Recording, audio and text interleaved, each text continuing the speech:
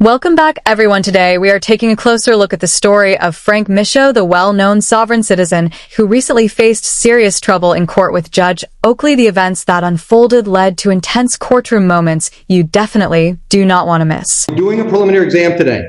Yes or no? I object. I will address. Answer the question. I want to address other issues. Frank Michaud has returned, and this time he is appearing before Judge Lisa Martin in the same courtroom where his sovereign citizen journey first started. Although he is dealing with several serious charges, that is not the reason he is currently in custody. He is being held for contempt of court. Tensions are rising, the pressure is intense, and the legal drama is far from finished. Let's take a closer look and find out what happens next in this latest chapter of his ongoing courtroom battles. Is it Michaud? Michaud, I believe. Michaud, thank you. Your appearances, please.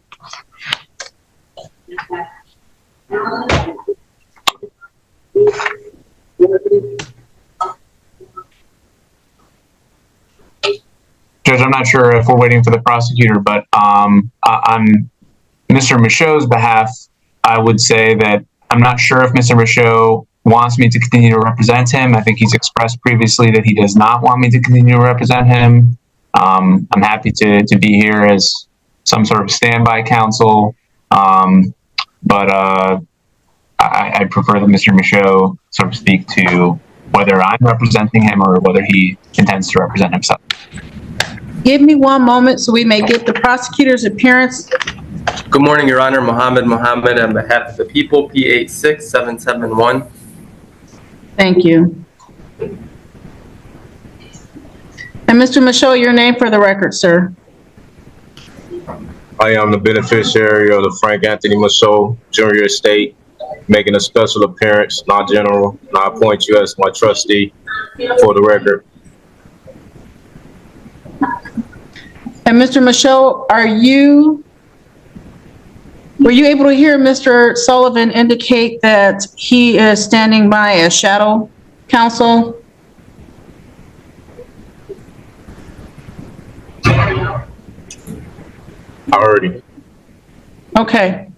This case is scheduled this morning for PCC. How are we proceeding? I'm here challenging the jurisdiction for the record, ma'am. Judge, the people are prepared to set a preliminary exam in regards to this matter. Mr. Michaud, you're able to raise that at the exam date, the allegations that these events occurred at Detroit Metro Airport, which is located in the city of Romulus. Are you ready to have the exam scheduled, sir?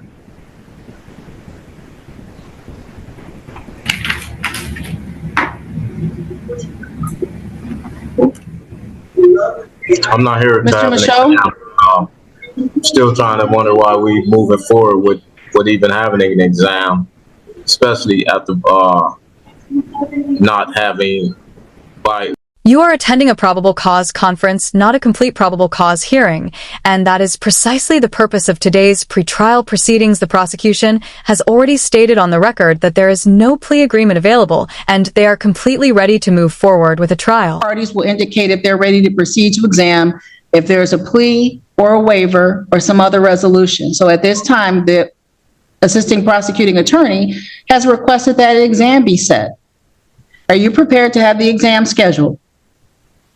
No, as me here challenging the jurisdiction for the record, I want to put on the record that once the jurisdiction is challenged, the court cannot proceed when it clearly appears that the court lacks jurisdiction. The court has no authority to reach matters, but rather should dismiss the action. That's Mello versus U.S. for the record. And sir, what is it that you find, what is your allegation regarding the jurisdiction?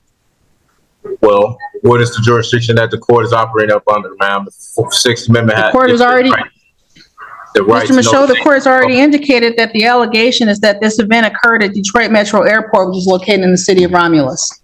Are you indicating that this event that brings us here to court did not occur in the city of Romulus? Well, I would like to know what jurisdiction is this court operating up under so that I can properly defend myself and represent myself for the record. So the Sixth Amendment grant me the right to know the nature and causes of these actions. So I would like to know what jurisdiction are you operating up under? Sir, what the file indicates is that there's an offense dated February 23rd, 2021. And again, that the case happened at Detroit Metro Airport, which is located in the city of Romulus. That is a jurisdiction within this court's parameters. So that being the case, would you like to have an exam scheduled? No, I would like to have, under what jurisdiction are you proceeding with far so I With this kind of foolish behavior, it is surprising he manages everyday tasks without creating more problems for himself. He is now dealing with charges related to possessing a firearm as a convicted felon at an airport in the city of Romulus. Because of that, this court clearly has authority over the matter and over what can only be described as a series of very questionable decisions. The exam date. That's not a jurisdiction. The jurisdiction has to either be one or two. Is this common law or amity jurisdiction, or is, for the record, you gave me a location, Mr. Michaud? a jurisdiction. Mr. Michaud, respectfully, what we'll do this morning is either schedule an exam, adjourn the PCC, or waive the exam. One of those three things. Well, the law requires proof of jurisdiction to appear on the record of the administrative agency in all administrative proceedings. That's Higgins versus Levine. So I still would like to know under what jurisdiction so that I can properly defend myself, not the location. I need to know what jurisdiction is this court operating up under. Mr. Michaud. It wouldn't be a violation of your oath of office to tell me. Mr. Michaud, for probable cause conference, and I'm sure that you've heard this before, we're doing one of a few things. We are scheduling the exam, we are adjourning the PCC, or we're waiving the exam. How are we proceeding? We can't proceed until jurisdiction is proven on a record so that I can fully have an understanding of what's going on. I still don't understand what is going on without jurisdiction. That may sound appealing, but the court does not rely on personal approval to exercise authority. If that were the case, anyone could ignore the law and avoid responsibility. Consent is simply not a factor in how the legal system operates. Arguing otherwise only reveals a misunderstanding of the process. The court's authority remains legally binding, and no amount of disagreement or denial can alter that reality. And are you denying me my right to know which jurisdiction are you operating up under?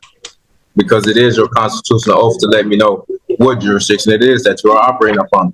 And you still have not yet given me my right. This is the 34th District Court, Mr. Michaud. That's not a jurisdiction. That's not a constitutional jurisdiction, ma'am. Is this common law or amity? Is this criminal or civil? It's a criminal case, sir. Okay, if this It's a criminal case where it's alleged that you were a felon in possession of a firearm and that you carried a concealed weapon. That's count 2. And then count 3, felony firearm. Those are the allegations. I've given you the 3 counts in this matter. I've given you the date of the offense, and I've given you the location of the offense. We can do one of 3 things this morning, sir. We can adjourn the PCC, we can schedule the exam, or you may waive the exam. Which would you like to do this morning? I want to have my rights given to me, and my right is to have the jurisdiction of the court. That's just for the record. I've already indicated to you, sir, what the court is. Is this common law or amity? That's the only jurisdictions that we can, that I know of. You still haven't acknowledged neither one, and I still don't understand what's going on. Until you acknowledge one or the other, we still haven't got jurisdiction on the record. Mr. Michaud, do you intend to represent yourself in this matter going forward? I would like to know jurisdiction so I can properly proceed to present myself properly. I can't properly present myself or defend myself without knowing what jurisdiction that you're operating up under. And you said it was criminal, so if it's criminal, and for a crime to exist, there must be an injured party, a corpus delicti. There can be no sanction imposed or penalty imposed on one because of this constitutional right. So if this is a criminal, where is the injured party? Who have I injured? I have the right to face my accuser, face the one who is bringing these allegations against me, ma'am. Mr. Michaud, if you wish to be able to defend yourself and hear witnesses against you, the court is happy to schedule the exam. Is that what you're asking this morning? No, as I appointed you as my trustee, I demand that you dismiss these actions for no corporate selecti, no proper jurisdiction, for no proper crime, injured party. Mr. Muhammad, your response to Mr. Michaud's request that this case be dismissed. Judge, the people's position is we would object to dismissing this case on the basis of lack of jurisdiction. As you mentioned earlier, this crime did occur in the county of Wayne, and thus we do have jurisdiction. There is no jurisdiction without an injured party, for the record. So I would like to face the injured party for the record. And Judge, my response is, then we should Yes, sir. Then I believe we should set this for a preliminary exam. I object to that, ma'am. You cannot proceed without jurisdiction being provided on the record. And you being my trustee, for the record, ma'am, you have to dismiss this case as I demand, for the record. Your request to have this matter dismissed is denied. Mr. Michaud, my question will remain the same. Would you wish the court to schedule an exam? Do you wish to waive that exam and have your case bound over to Third Circuit Court, Frank Murphy Hall of Justice? Or do you wish to adjourn the PCC? Those are your options this morning, sir. They're going to stay the same. I would like for jurisdiction to be provided for the record, and that if not, I demand dismissal, for the record. This case will not be dismissed, sir. Would you like the exam scheduled? Would you like to waive the exam, or would you like to adjourn the PCC? Again, jurisdiction for the record. You cannot proceed without, when once jurisdiction is challenged, again, the court cannot proceed when it clearly appears that the court lacks jurisdiction. The court has no authority to reach matters, but rather should dismiss the action. That is Mello versus U.S. Mr. Michaud, this is the last time that I will say this. I've indicated to you that this court is the 34th District Court, that this case is criminal in nature, and the allegations that it occurred at Detroit Metro Airport, which is located in the city of Romulus. If there's something you wish to present, you may do so at the exam. You may present your motions at the exam date. So do you want an exam? Would you like the case to be waived? Or would you like to adjourn the PCC to confer with Mr. Sullivan? No, I would like for this case to be dismissed because the lack of providing a proper jurisdiction would make it seem like there is some secret jurisdiction being held against me without me knowing, and I don't consent to any jurisdiction that. His request to have the case dismissed has officially been rejected. Judge Martin has shown considerable patience throughout these proceedings, but it has become clear that it is time to move beyond these unproductive arguments at this stage. Returning him to custody appears to be the only way for both him and those following the case to reflect on the consequences of such careless decisions. Sometimes reality delivers lessons in a much tougher way. Good, and that being the case, Mr. Sullivan, is there anything you'd like to add, sir?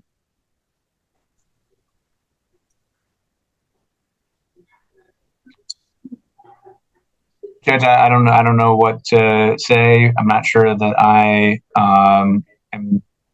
still have authority to represent Mr. Michaud.